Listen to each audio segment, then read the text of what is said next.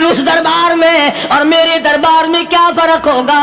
وہ کافر کا دربار ہے، یہ شہنشاہ کائنات کا دربار ہے، رحمت للعالمین کا دربار ہے، ساقی کوثر کا دربار ہے، شافی محشر کا دربار ہے، اللہ کے محبوب کا دربار ہے، آمنہ کے در یتیم کا دربار ہے، فاطمہ الزہرا کے ابا کا دربار ہے۔ اور بلال جلدی کر میرے دربار میں کافر کی بیٹی آئے، میں اس کا بھی پردہ کروں گا۔ یہ تو پہلے بتاؤ کہ تم مسلمان بھی ہو کہ نہیں؟ مسلمان یوں ہوا کرتے، آنکھ مسلمان والی نہیں، زبان مسلمان والی نہیں، ہاتھ مسلمان والا نہیں، دل مسلمان والا نہیں، نیت مسلمان والی نہیں، یہ مسلمانی ہے؟ صحابہ اکرام رضوان اللہ تعالی علیہ مجمعین، اللہ تعالیٰ کی کروڑا رحمت نازل ہو حضرات صحابہ اکرام کی قبروں پہ۔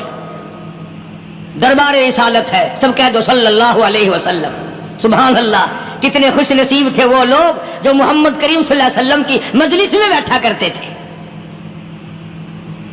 کانوں میں آواز آتی تھی مصطفیٰ کریم کی، دیدار ہوتا تھا امام الانبیاء کا۔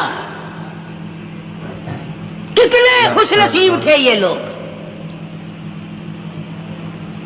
جنگ سے واپس آئے صحابہ اکرام، ایک لڑکی کو پکڑ کے لائے جو لڑنے آئی تھی، کفار کے ساتھ مل کر مسلمانوں کا مقابلہ کرنے آئی۔ میدان جہاد میں سے صحابہ اکرام پکڑ کے لائے، قیدی ہے، کافرہ عورت ہے، غیر مسلم ہے، شہنشاہ کائنات حضرت محمد الرسول اللہ صلی اللہ تعالی علیہ وسلم کے دربار میں لا کے بٹھا دیا۔ ننگے سر ہے، ننگے منہ ہے، ننگے ہاتھ پیر ہیں۔ اللہ اکبر، اللہ اکبر۔ کبھی آپ نے سوچا نہیں کہ تو کتنے بڑے نبی کا امتی ہے، کتنے بڑے سردار کا غلام ہے؟ رحمت والی چادر اتار کر فرمائی، او بلال یہ میری چادر لے لے، اس لڑکی کے سر پہ ڈال دے، پردہ کرا دے۔ عرض کیا گیا کسی کافر کی لڑکی ہے، یہودی کی لڑکی ہے، عیسائی کی لڑکی ہے، غیر مسلم کی لڑکی ہے، میدان جہاد سے گرفتار کر کے لائی گئی، قیدی لڑکی ہے، لڑنے آئی تھی، مارنے آئی تھی، اسلام کی دشمن ہے، دین کی دشمن ہے، قرآن کی دشمن ہے، مذہب کی دشمن ہے، خدا اور اس کے رسول کی دشمن ہے۔ اللہ تعالیٰ کے نبی حضرت محمد کریم صلی اللہ علیہ وسلم نے فرمایا، او لوگو ٹھیک ہے، لڑکی کافر کی ہے، کفر کی حالت میں پلی ہے، کفر پھیلانے آئی ہے، کفر کو بچانے آئی ہے، اسلام کا مقابلہ کرنے آئی ہے، اسلام کو مٹانے کے لیے آئی ہے، پر اے میرے دیوانوں یہ تو بتاؤ، اپنے باپ کافر کے دربار میں بھی ننگے سر بیٹھے اور میں کالی کملی والے کے دربار میں بھی ننگی بیٹھے۔ سبحان اللہ۔ پھر اس دربار میں اور میرے دربار میں کیا فرق ہوگا؟ وہ کافر کا دربار ہے، یہ شہنشاہ کائنات کا دربار ہے، رحمت للعالمین کا دربار ہے، ساقی کوثر کا دربار ہے، شافی محشر کا دربار ہے، اللہ کے محبوب کا دربار ہے، آمنہ کے در یتیم کا دربار ہے، فاطمہ الزہرا کے ابا کا دربار ہے۔ اور بلال جلدی کر میرے دربار میں کافر کی بیٹی آئے، میں اس کا بھی پردہ کروں گا۔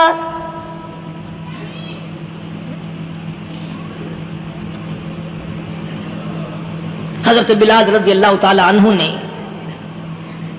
ذرا ایک اور لطیف سی بات ہے، تھوڑی سی باریک سی، اگر آپ سوچیں، لڑکی ہے تو کافرہ، لڑکی ہے تو بے دین، ہے تو اسلام کے دشمن۔ میں تو کئی مرتبہ سوچا کرتا ہوں کہ واہ لڑکی تیرا مقدر، ہے تو کافر کی بیٹی، خود بھی کافرہ ہے، مگر مقدر تو دیکھو امام الانبیاء کی چادر سر پہ ڈالے بیٹھی ہے۔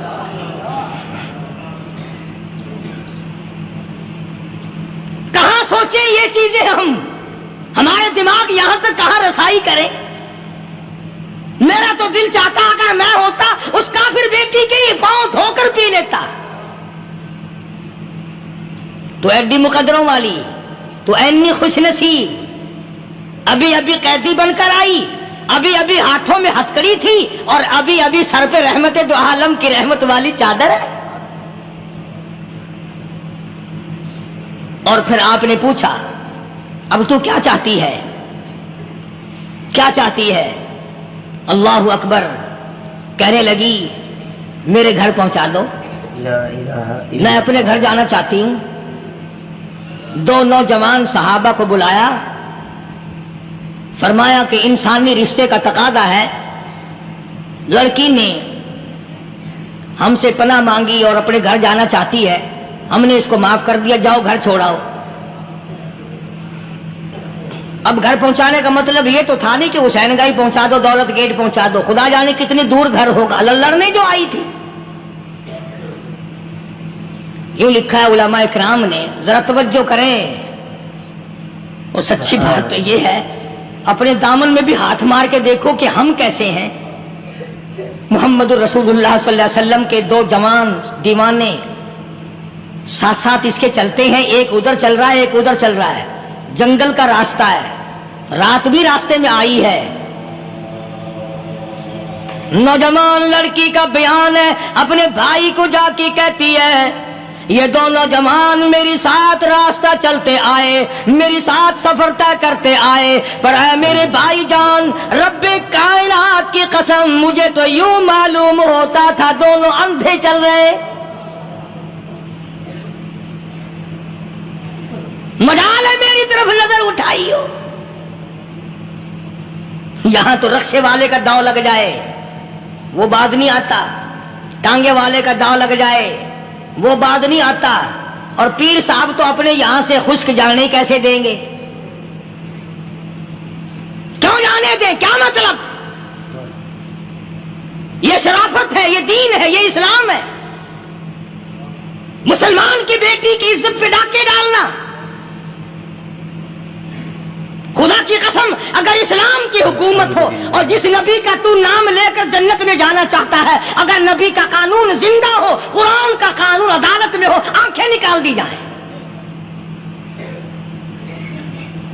بے غیرت قوم, بے حیا اور بے شرم قوم. شرم نہیں آتی کہ زندگی کس طرح بسر ہوتی ہے. یہ کافروں کی بیٹیاں ہیں, یہ کسی یہودی کی بیٹیاں ہیں. چکلے چل رہے ہیں, بدماشی کے اڈے چل رہے ہیں, سب کو پتا ہے, افسروں کو پتا ہے, چھوٹے بڑوں لیڈروں کو پتا ہے. کون روکے؟ کس لیے روکے؟ سبحان اللہ. پھر یاد رکھو بات محمد کریم صلی اللہ علیہ وسلم کی, فرمایا جس ملک میں جس شہر میں زنا ہوگا, اللہ کے نبی نے فرمایا وہ جس دن برباد ہوگا آواز بھی نہیں آئے گی.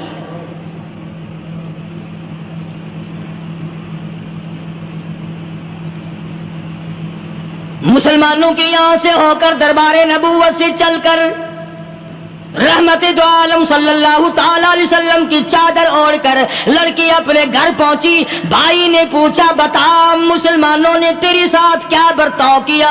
مسلمان تجھے پکڑ کے لے گئے تھے, اتنی خوبصورت ہے تو, ایسی حسینہ ہے, شباب تیرا, حسن تیرا, جمال تیرا, شکل و صورت نرالی, نقش نرالے, آنکھیں تیری نرالی, چہرہ تیرا نرالا, لب تیرے نرالے, قد و قامت تیری نرالی, حسن تیرا شان والا, جوانی شباب ہے, بتا مسلمانوں نے تیری ساتھ کیا گزری؟ رونے لگی اور کہنے لگی تو میرا ماجایا بھائی ہے, پر میں کیا بتاؤں, زمین و آسمان کے مالک کی قسم, سمندروں کے پیدا کرنے والے کی قسم, درختوں کی پتے پیدا کرنے والے کی قسم, ان پہاڑوں اور زمین کے ذرات کو پیدا کرنے والے کی قسم, جو میری عزت کی حفاظت محمد کے غلاموں نے کی ہے وہ تو ماجایا بھائی بھی نہیں کر سکتا.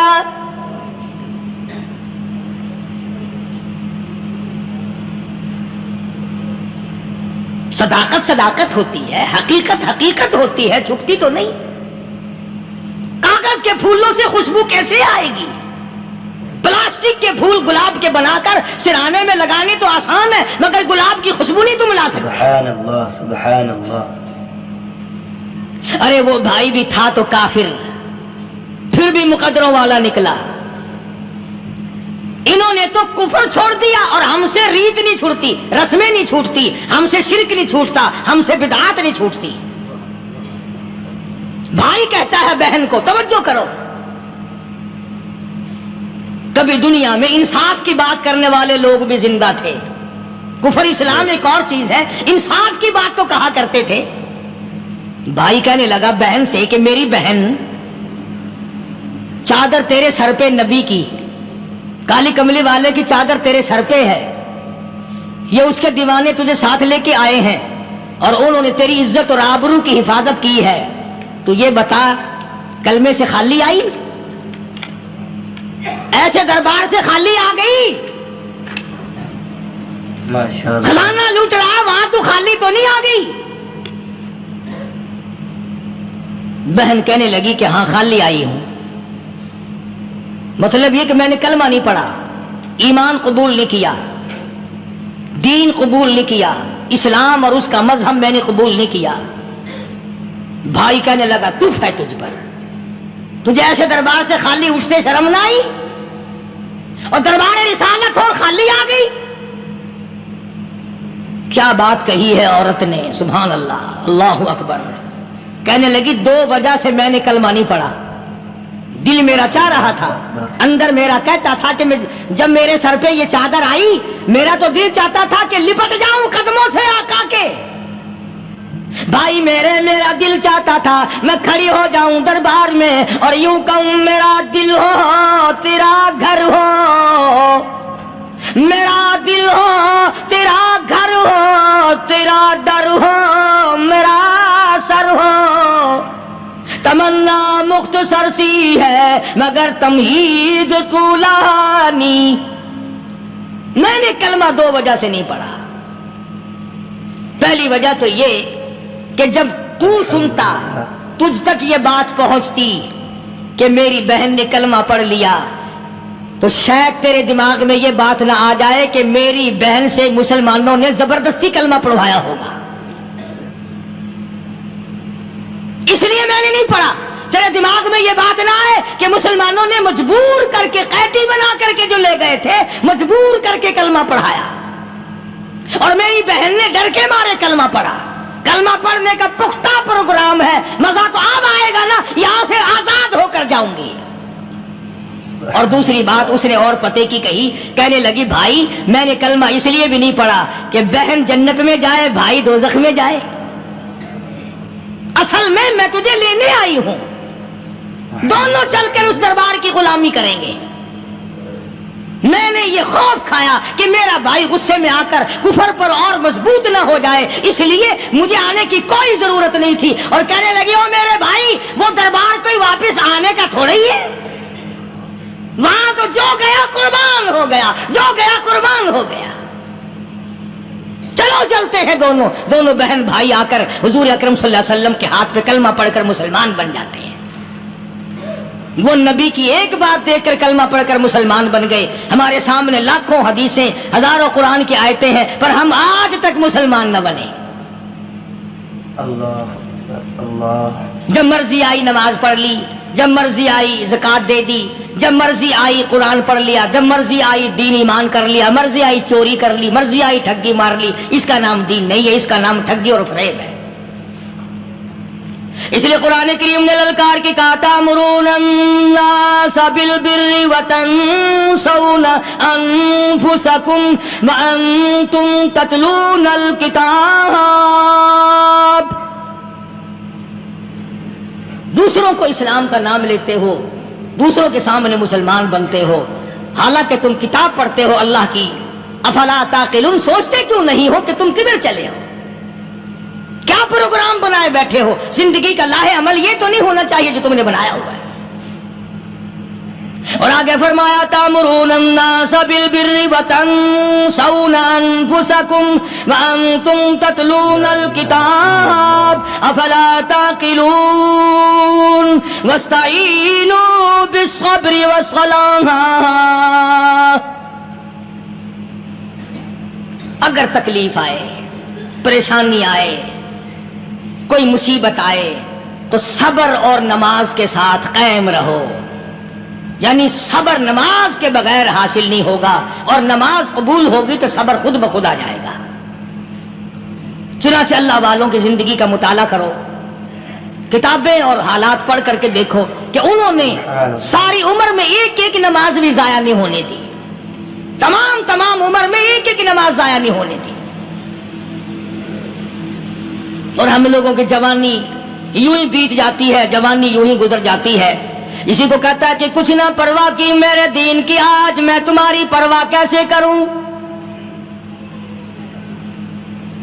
وَإِنَّهَا لَكَبِيرَةٌ إِلَّا عَلَى الْخَاشِعِينَ۔ اللہ پاک خود فرماتے ہیں کہ نماز بھاری نہیں، نماز مشکل نہیں، نماز پڑھنا کوئی تکلیف نہیں، مگر ان لوگوں کے لیے، ان لوگوں پہ کوئی مشکل نہیں جو اللہ سے ڈرنے والے ہیں، اللہ کے خوف کو دل میں بسانے والے ہیں، جن کا یقین ہے کہ موت آئے گی اور اللہ کے یہاں جا کر کے میں نے منہ دکھانا ہے، ایک دن خبر میں جانا ہے، حشر نشر نے بھی آنا ہے، قیامت نے بھی آنا ہے، جس کا ان تمام چیزوں پہ یقین ہے۔ اللہ فرماتے ہیں الا علی الخاشعین، ڈرنے والے کے لیے تو کوئی چیز نہیں، اور جو نہیں ڈرتا اس کے لیے تو پہاڑ ہے نماز پڑھنا۔ صحابہ کرام نے تو ایسی ایسی نمازیں پڑھی۔ صحابی ہے مدنی کریم صلی اللہ علیہ وسلم کا، اپنے باغ میں نماز پڑھ رہا ہے، گنجان باغ ہے کھجوروں کا، کھجوروں کا باغ پکا کھڑا ہے، صحابی نماز پڑھ رہا ہے، ایک پرندہ کبھی ادھر سے آتا ہے کبھی ادھر جاتا ہے، گنجان باغ ہے، وہ نکلنا چاہتا ہے، پرندے کو راستہ نہیں ملتا، تو دوران نماز صحابی کی نظر پرندے پہ لگ گئی، دوران نماز صحابی کی نظر، وہ پھڑک پھڑک جو کرتا تھا نا کبھی ادھر کبھی ادھر، صحابی کی نظر پرندے پہ لگ گئی، نماز میں بھول گیا۔ بس اتنی سی بات ہوئی، آیا دربار رسالت میں اور کہنے لگا یا رسول اللہ وہ سارا باغ لے کر اسلام میں وقف کر لو، جس باغ کی وجہ سے میری نماز خراب ہو جائے میں وہ باغ ہی نہیں رکھتا۔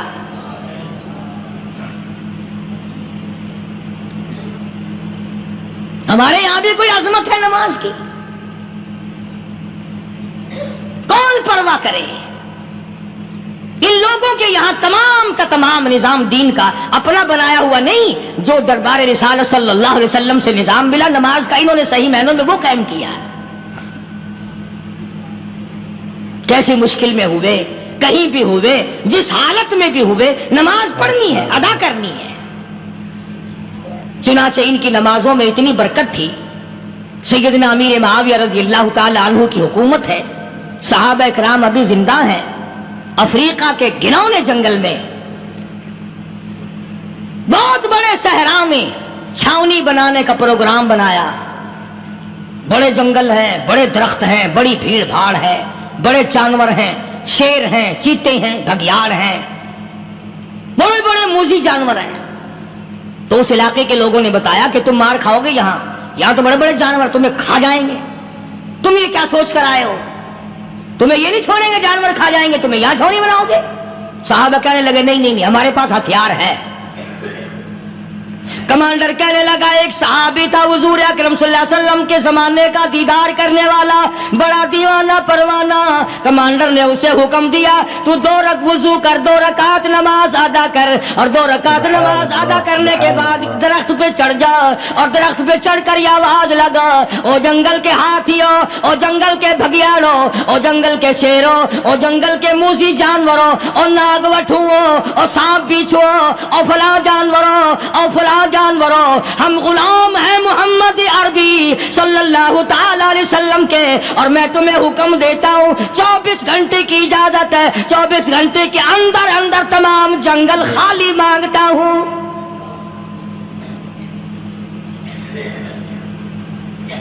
ماشاء اللہ نافذ کر دیا حضور کے غلام نے، ہاتھیوں پہ، جانوروں پہ، چیتوں پہ، بھگیاڑوں پہ، شیروں پہ،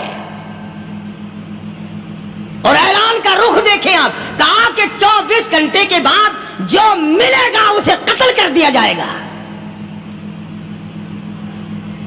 اب اگر ہم میں سے وہاں کوئی ہوتا، کہتے ہو بڑے پاگل ہیں بھائی، کس سے باتیں کر رہے ہیں؟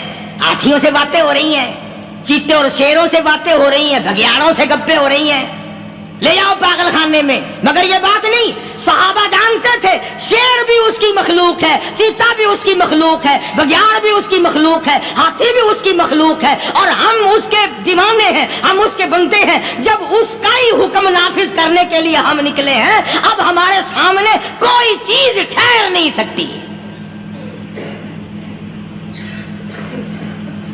تاریخ شاہد ہے، گیبن مورخ انگریز لکھتا ہے، امریکہ کا بہت بڑا پروفیسر تور آندرے انگریز مورخ لکھتا ہے کہ صحابی کی یہ بات سن کر جنگل میں کھلبلی مچ گئی، جانوروں میں شور مچ گیا، چیتے گھگیاڑ اور طوفان مچ گیا، شور مچاتے ہوئے تمام کے تمام نے جنگل خالی کر دیا۔ مسلمان، جب تیرے اندر ایمان تھا، جب تیرا قرآن پہ ایمان تھا، جب تیرا نبی پاک صلی اللہ علیہ وسلم پہ ایمان تھا، جب تیرا حضور کی رسالت پہ ایمان تھا، جب اللہ کی توحید پہ تیرا ایمان تھا، اور تیرا مقابلہ شیر نہیں کر سکتا تھا، تیرا مقابلہ چیتا نہیں کر سکتا تھا۔ آج ایمان پلے ہے نہیں، آج تو ڈر کے مارے مر رہا ہے، مر رہا ہے، مر رہا اور مرے گا۔ الحمدللہ۔ ایک صحابی جنگل میں راستہ بھول گیا اور بھول کر اور زیادہ صحرا میں جنگل میں نکل گیا۔ دیکھتا کیا صحابی سامنے سے شیر آیا، صحابی نے تو شیر کو دیکھ لیا اور شیر نے صحابی کو دیکھ لیا۔ اب شیر حملہ کرنے کا ارادہ کر رہا، سامنے ہے۔ اللہ اکبر، اللہ اکبر۔ صحابی نے للکار کر آواز دے، اور جنگل کے شیر، او جنگل کے شیر، کیا تو ان آنکھوں کو چیرنے کا ارادہ کرتا ہے جو آنکھیں محمد کریم صلی اللہ علیہ وسلم کے چہرے انور کا دیدار کر چکی ہے؟ ان آنکھوں کو پھاڑے گا، اس چہرے کو پھاڑے گا جس نے حضور صلی اللہ علیہ وسلم کا ایک دفعہ نہیں بار بار دیدار کیا ہے۔ تاریخ شاہد ہے، شیر جھکا، صحابی کے قریب آیا، اور یوں لکھا کہ آگے بڑھ کر صحابی کے پاؤں چاٹنے لگا، پیر چاٹنے لگا، اور زبان حال سے یوں کہنے لگا، اگر تو ان کا غلام ہے تو میں ان کے غلاموں کا غلام ہوں۔ یہ جو تمہیں کہتے پھرتے ہیں نا، غلام ہے، غلام ہے، رسول کے غلام ہے، غلام ہے، غلام ہے، رسول کے غلام ہے، شکل پہ دیکھنا 12 بجے ہوئے ملیں گے۔ بالکل جھوٹ، شکل نہیں غلاموں والی، اخلاق نہیں غلاموں والا، اعمال نہیں غلاموں والے، عقائد نہیں غلاموں والے، سیرت نہیں غلاموں والی، لباس نہیں غلاموں، اور غلام کائے کا؟ بازاروں میں پھرتے ہیں نا، جلوس نکالتے ہیں، غلام ہے، غلام ہے، رسول کے غلام ہے۔ اس گلی سے نکلے، آؤ یار بڑی اچھی فلم لگی، وہاں چلتے ہیں۔ اب غلام فلم میں جا رہے ہیں، اب غلام بدماشی کرنے چلے ہیں۔ تو صحابی نے جب آواز دی، شیر نے جھک کر صحابی کے پاؤں چاٹے، اور یوں لکھا مورخین نے کہ بظاہر یوں کہنے لگا کہ تو راستہ بھول گیا، دم ہلاتا ہوا چلا، صحابی کو راستے میں چھوڑ کے گیا۔ اور مورخین نے یہاں تک لکھا ہے کہ جب صحابی سے شیر واپس ہونے لگا تو بھڑبڑا رہا تھا، گویا صحابی کو اپنی طرف متوجہ کرتا تھا، اور اس کے بعد خوشامدانہ عاجزانہ پہلو سے یہ کہتا تھا کہ او جانے والے، جس کا تو دیدار کرے گا اس کو میرا بھی سلام کہنا، ان کی خدمت میں میرا بھی سلام عرض کرنا۔ کوئی ایک واقعہ نہیں ہے۔ مدینہ منورہ سے شام کے راستے میں شیر آ کر کے بیٹھ گیا، لوگوں کا راستہ بند ہو گیا، کوئی آدھی مدینے پاک میں واپس، اللہ ہر مسلمان کو مدینے پاک کی زیارت نصیب فرمائے۔ ہاں ہاں، مدینہ بڑی شے ہے، ہاں مدینہ نہ دیکھا تو کچھ بھی نہ دیکھا، ہاں الہی دکھلا دے مدینہ کیسی بستی ہے جہاں پر رات دن مولا تیری رحمت برستی ہے۔ وہ شہر نرالا، وہ گلیاں نرالی، وہ شاہراہیں نرالی، وہ گنبد خضرا نرالا، خدا کی قسم وہاں جو آسمان سے نور برستا ہے وہ بھی نرالا ہی ہے۔ کسی نے آ کر مدینے میں کہا کہ راستے میں شیر بیٹھا ہے، لوگوں کا راستہ روک رکھا ہے۔ عبداللہ بن عمر رضی اللہ تعالی عنہ، صوفی صحابی، کوئی ایڈا بہادرانہ کام کرنے والا بھی نہیں، لاٹھی نہیں مانگتا، تلوار نہیں اٹھاتا، نیزہ نہیں اٹھاتا، تیر نہیں لیتا، گولی کا سامان نہیں، تیر و تلوار کا سامان نہیں، کوئی چیز نہیں، بے دھڑک بے جھجک جا کر شیر کا کان پکڑ کے مروڑ کے صحابی کہتا ہے، تجھے کس نے اجازت دی حضور کے غلاموں کا راستہ روکنے کی؟ تجھے شرم نہیں آتی؟ تو سرکار مدینہ کے غلاموں کا راستہ روکے بیٹھا ہے۔ تاریخ شاہد ہے، دم ہلاتا ہوا جنگل کو بھاگ گیا۔ اور آج اولاد ہمارے کہنے کی نہیں، شیروں کو تو کیا منائیں گے، اولاد نہیں مانتی، بیوی نہیں مانتی، کچھ اپنا بھی قصور مانو نا، کچھ گڑبڑ ہے نا اندر۔ اختر شیرانی نے بڑی عجیب بات کہی، اسی کو کہتا کہ یہ عذر امتحان ہے، جذبہ دل کیسا نکل آیا، یہ عذر امتحان ہے، جذبہ دل کیسا نکل آیا، میں الزام ان کو دیتا تھا، قصور اپنا نکل آیا۔ گریبان میں جا کر دیکھو، ٹٹول کر کے دیکھو، اپنی نیتوں کو ہاتھ مار کے دیکھو، اپنے عقیدے کو ٹٹول کے دیکھو، اپنے ایمان کو تلاش کر کے دیکھو، اپنی نظروں سے پوچھو، اپنی زبان سے پوچھو، اپنے پیٹ سے پوچھو، تیرے اندر کیسی روزی جا رہی ہے؟ کیوں کر ہم کامیابی سے ہمکنار ہوں؟ یہ خلقت پھر ہمارے لیے غیر کیوں نہ بنے؟ یہ سارا جہان ہمارا دشمن کیوں نہ بنے؟ صحابہ تو ایسے بے دھڑک تھے، کسی شہنشاہ کی پرواہ نہیں کیا کرتے تھے، کسی شہنشاہ کی اللہ والے نہیں کرتے تھے۔ تم تو بڑے پیروں کو ماننے والوں، پر جو میں بات بتاؤں گا پیر کی وہ نہیں مانو گے۔ مجدد الفسانی سرہندی سب کہہ دو رحمت اللہ علیہ، نقشبندی خاندان کے سربراہ ہیں، بہت بڑے بزرگ ہیں، پکڑ کر کے لے گئے حکومت والے،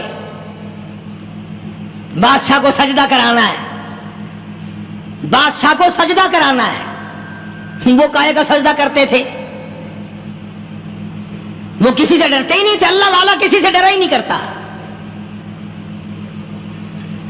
تو یوں سنا کہ انتظام کیا گیا کہ دربار کے قریب جا کر ایک دیوار بناؤ، اس میں ایک چھوٹی سا روشن دان دریچہ موری لگاؤ، جس میں سے جھک کر بندہ اندر داخل ہو، تاکہ ایک دفعہ جھک جائے صحیح، یہ پیر، یہ درویش، یہ قلندر، یہ ولی، یہ مولوی جو اکڑا ہوا ہے، اسے جھکا لو جس طرح سے بھی ہو سکے۔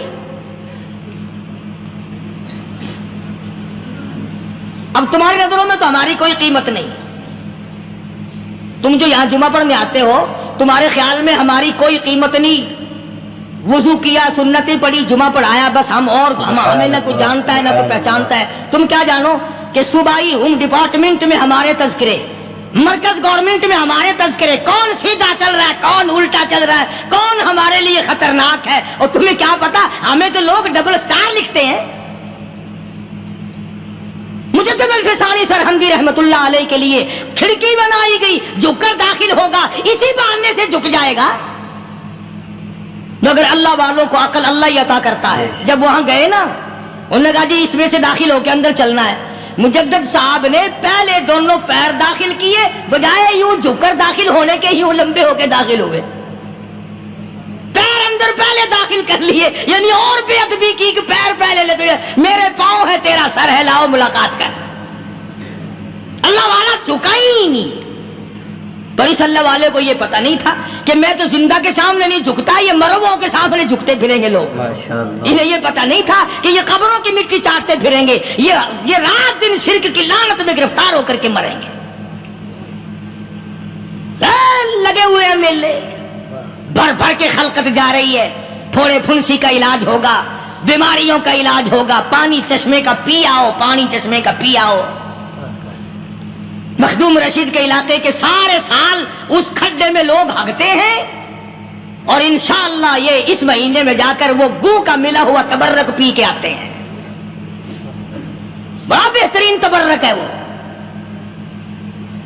نوح علیہ السلام کی قوم نے کشتی پخانہ کر کر کے بھر دی تھی نا، حضرت نوح علیہ السلام اللہ کے حضور میں رو پڑے، فرمایا دیکھ میرے رب، تو نے حکم دیا، کہاں سے لکڑیاں لایا، چختے چیرے، تختوں کو جوڑا، اتنی محنت کی، میں نے کشتی بنائی، اور ان ظالموں نے ہگ ہگ کے بھر دی۔ فرمایا میرے نو گھبرانا، اگر انہی سے نہ چٹوا دوں تو میری خدائی کیا ہوئی؟ گھبرانا، 950 سال مار کھانے والے پیغمبر، میں تیرا ساتھی ہوں، تو کیوں گھبرایا؟ وہ کانوں تک لبا لب پخانا کر کر کر کے بھر دی، قوم میں بیماری پھیل گئی۔ جو عورت چلے کہاں چلی؟ کہ نوح علیہ السلام نے کشتی میں پخانہ کرنے چلی ہوں۔ جو بڈھا پرانا پیپا جائے، بڑے میاں کہاں جا رہے ہو؟ کشتی میں پخانہ کرنے چلا ہوں۔ اللہ میاں نے خارش کی بیماری بھیج دی، ہو چھوٹے بڑے امیر غریب جوان بوڑھے مرد اور پھرے آگا پیچھا کھجاتے ہوئے کسر کسر کسر کسر تنگ ہو گئے سارے. وہ ایک بڈھا بڑا خارش کا مارا ہوا تنگ بیمار بھی بعد نہ آیا. وہ کشتی کے کنارے پہ بیٹھ کے پخانہ کرنے لگا نا, پیر پھسل گیا دھڑم اندر تبرک کے, اب وہ ساری جان لتھڑ گئی, سارا سن گیا. باہر آ کے پانی پونی سے صاف کیا, وہ جہاں جہاں گندگی لگی تھی نا وہ خارش ہی ختم ہو گئی. چڑھ گیا درخت پہ کہنے لگا آؤ خارش کی دوا مل گئی, بیماری کا علاج مل گیا, آؤ آؤ مفت. آ گئی دنیا بیماری میں, اور کیا چاہیے, بھاگی بھاگی خلق. انہوں نے کہا کہاں ہے, انہوں نے کہا بظاہر دیکھنے میں یہ گند ہے, یہ کھاج کی دوا ہے, ملو اٹھا کے. لب بھر بھر کے لوگ. دوستو امید ہے قاری حنیف ملتانی صاحب کا آج کا یہ بیان اور اس یہودی لڑکی کا ایمان کو تازہ کر دینے والا اور یقیناً دل کو ایموشنل کر دینے والا اور آنکھوں سے آنسوؤں کو جاری کر دینے والا بیان آپ نے بخوبی سن ہی لیا ہوگا اور آپ کو بہت زیادہ پسند بھی آیا ہوگا اور یقیناً آپ کے دل کے جذبات بھی جاگ چکے ہوں گے اس واقعے کو سن کر کے. دوستو چلیے